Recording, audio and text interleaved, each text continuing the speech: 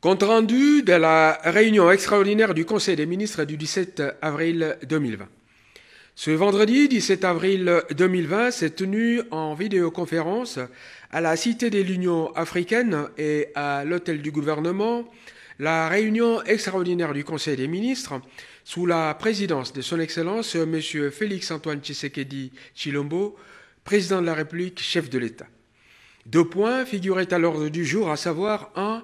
Communication de son Excellence Monsieur le Président de la République, chef de l'État. 2. Examen et adoption des textes. De la communication de son Excellence Monsieur le Président de la République, chef de l'État. La communication du chef de l'État a porté sur 3 points, à savoir 1. Les inondations survenues dans les provinces du Sud Kivu, Olomami, Maniema et Tanganyika. 2. La rencontre avec les présidents du Sénat et de l'Assemblée nationale sur les implications législatives de la proclamation de l'état d'urgence sanitaire. 3. L'appel à la vigilance sur les mesures de sécurité à prendre, tant à l'intérieur du pays qu'à nos frontières, en application de la proclamation de l'état d'urgence sanitaire. Abordant le point relatif aux inondations qui viennent d'affecter les provinces du Sud Kivu, Olomami, Maniema et Tanganyika, consécutives aux crues d'eau, occasionnant mort d'hommes et de nombreux dégâts matériels, le chef de l'État a exprimé, au nom de la nation, sa compassion et sa solidarité à l'égard des familles prouvées. À ce sujet, le président de la République a demandé au gouvernement de tout mettre en œuvre pour venir en aide aux populations affectées, cela en dégageant les moyens nécessaires.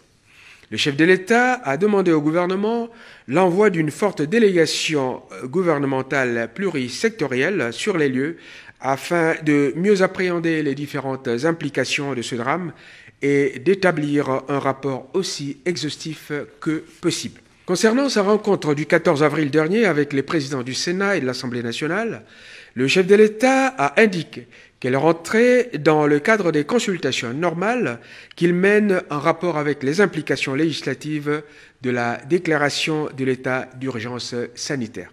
Il s'est réjoui de la convergence des vues qui s'est dégagée entre lui-même et ses interlocuteurs sur les sujets abordés.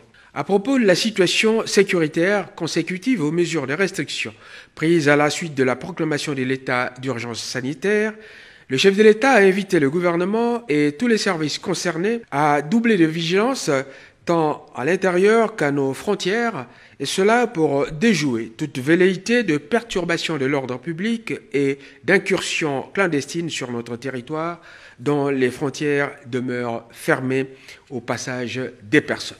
Prenant la parole à la suite du chef de l'État, le Premier ministre a informé le Président de la République et les membres du gouvernement des instructions qu'il a déjà données au ministre en charge des Affaires humanitaires en rapport avec l'état de besoin que celui-ci lui a présenté. Les moyens financiers conséquents seront donc débloqués à cette occasion. Point 2. De l'examen et de l'adoption des textes présentés par le ministre de la Santé.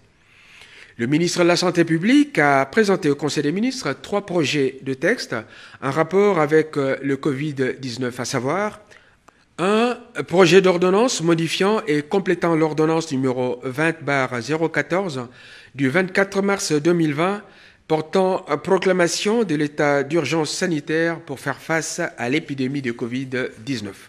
Le Conseil des ministres a adopté ce texte moyennant amendement. 2.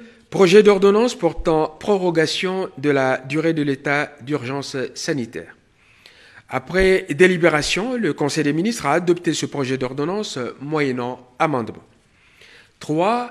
Projet d'ordonnance portant mesures complémentaires nécessaires pour faire face à l'épidémie de Covid-19. Ce projet d'ordonnance a été adopté par le Conseil des ministres moyennant amendement.